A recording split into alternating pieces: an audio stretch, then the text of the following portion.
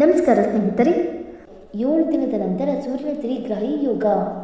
ಈ 3 ರಾಶಿ ಮೇಲೆ ಹಣದ ಮಳೆ, ಶ್ರೀಮಂತರಾಗುವ ಸುವರ್ಣಾವಕಾಶ. ಹೌದು, ದೃಕ್ ಪಂಚಾಂಗದ ಪ್ರಕಾರ ಸೂರ್ಯನು ಮಾರ್ಚ್ 15ರಂದು ಬೆಳಗಿನ ಜಾವ 1:08ಕ್ಕೆ ಮೀನ ರಾಶಿಯನ್ನು ಪ್ರವೇಶ ಮಾಡುತ್ತಾನೆ. ಇದು ಏಪ್ರಿಲ್ 14, 2026ರವರೆಗೆ ಈ ಸ್ಥಾನದಲ್ಲಿರುತ್ತದೆ. ತ್ರಿಗ್ರಾಹಿ ಯೋಗ. ದೃಕ್ ಪಂಚಾಂಗದ ಪ್ರಕಾರ ಸೂರ್ಯ ಮಾರ್ಚ್ 15ರಂದು ಬೆಳಗ್ಗೆ 1:08ಕ್ಕೆ ಮೀನ ರಾಶಿಗೆ ಪ್ರವೇಶ ಮಾಡುತ್ತಾನೆ. ಇದು ಏಪ್ರಿಲ್ 14, 2026ರವರೆಗೆ ಈ ಸ್ಥಾನದಲ್ಲಿರುತ್ತದೆ. ಈ ಸಮಯದಲ್ಲಿ ಸೂರ್ಯನು ಶುಕ್ರ ಮತ್ತು ಶನಿಯೊಂದಿಗೆ ಸಂಯೋಗಗೊಂಡು ತ್ರಿಗ್ರಾಹಿ ಯೋಗವನ್ನು ರೂಪಿಸುತ್ತಾನೆ. ಯಾವ ರಾಶಿ ಚಕ್ರ ಚಿಹ್ನೆಗಳು ಇದರಿಂದ ಪ್ರಯೋಜನ ಪಡೆಯುತ್ತವೆ ಎಂದು ತಿಳಿದುಕೊಳ್ಳೋಣ. ಬನ್ನಿ ಸ್ನೇಹಿತರೆ. ಅದಕ್ಕೂ ಮುಂಚೆ ನೀವು ನಮ್ಮ ಚಾನಲ್ಗೆ ಸಬ್ಸ್ಕ್ರೈಬ್ ಮಾಡದೆ ನೋಡ್ತಾ ಇದ್ದರೆ ದಯವಿಟ್ಟು ನಮ್ಮ ಚಾನಲ್ಗೆ ಸಬ್ಸ್ಕ್ರೈಬ್ ಮಾಡಿಕೊಳ್ಳಿ ಸ್ನೇಹಿತರೆ.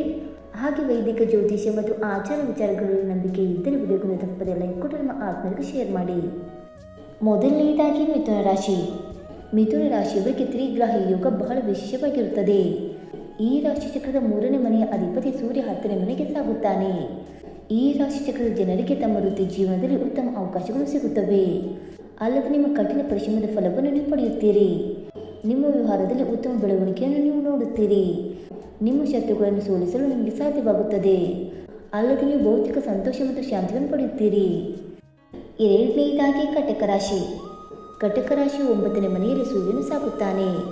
ಸೂರ್ಯ, ಶುಕ್ರ ಮತ್ತು ಶನಿಯ ತ್ರಿಗ್ರಾಹಿ ಯೋಗವು ಈ ರಾಶಿ ಚಕ್ರ ಚಿಹ್ನೆಗೆ ಸಕಾರಾತ್ಮಕ ಬದಲಾವಣೆಗಳನ್ನು ತರುತ್ತದೆ. ಈ ಅವಧಿಯಲ್ಲಿ ನಿಮ್ಮ ಅದೃಷ್ಟದ ಬಾಗಿಲುಗಳು ತೆರೆದುಕೊಳ್ಳುತ್ತವೆ.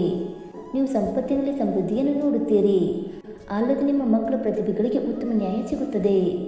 ನಿಮ್ಮ ಕಠಿಣ ಪರಿಶ್ರಮದ ಫಲ ಸಿಗುತ್ತದೆ. ನಿಮ್ಮ ದಾರಿಯಲ್ಲಿ ಬರುವ ಅಡೆತಡೆಗಳು ದೂರವಾಗುತ್ತವೆ. ಇನ್ನು ಮೂರನೆಯದಾಗಿ ಧನುರಾಶಿ. ಧನುರಾಶಿಯವರಿಗೆ ತ್ರಿಗ್ರಾಹಿ ಯೋಗವು ತುಂಬ ಪ್ರಯೋಜನಕಾರಿಯಾಗಲಿದೆ. ಈ ರಾಶಿ ಚಕ್ರದ 4ನೇ ಮನೆಯಲ್ಲಿ ಸೂರ್ಯನು ಸಾಗುತ್ತಾನೆ. ಅಲ್ಲದೆ ಈ ಅವಧಿಯಲ್ಲಿ ನಿಮಗೆ ಅದೃಷ್ಟ ಸಿಗುತ್ತದೆ. ಸಮಾಜದಲ್ಲಿ ನಿಮಗೆ ಉತ್ತಮ ಗೌರವ ಸಿಗುತ್ತದೆ. ತ್ರಿಗ್ರಾಹಿ ಯೋಗವು ಕೆಲವು ರಾಶಿ ಚಕ್ರ ಚಿಹ್ನೆಗಳಿಗೆ ಉತ್ತಮ ಪ್ರಯೋಜನಗಳನ್ನು ನೀಡುತ್ತದೆ. ಅಲ್ಲದೆ ಈ ಅವಧಿಯಲ್ಲಿ ನೀವು ಹೊಸ ಆಸ್ತಿ ಅಥವಾ ವಾಹನವನ್ನು ಖರೀದಿಸಲು ಬಯಸಿದರೆ ಈ ಸಮಯವು ಅದಕ್ಕೆ ತುಂಬ ಶುಭವಾಗಿರುತ್ತದೆ. ಸ್ನೇಹಿತರೆ, ಈ ಮಾಹಿತಿ ನಿಮಗೆ ಇಷ್ಟವಾಯಿತಾ? ಇಷ್ಟವಾಗಿದ್ದರೆ ವಿಡಿಯೋಗೊಂದು ಲೈಕ್ ಮಾಡಿ, ಶೇರ್ ಮಾಡಿ. ಹಾಗೆ ನಿಮ್ಮ ಅನಿಸಿಕೆ ಮತ್ತು ಅಭಿಪ್ರಾಯವನ್ನು ತಪ್ಪದೆ ಕಮೆಂಟ್ ಮೂಲಕ ತಿಳಿಸಿ ಸ್ನೇಹಿತರೆ. ವಿಡಿಯೋ ನೋಡಿದ್ದಕ್ಕಾಗಿ ಧನ್ಯವಾದಗಳು. Thank you so much.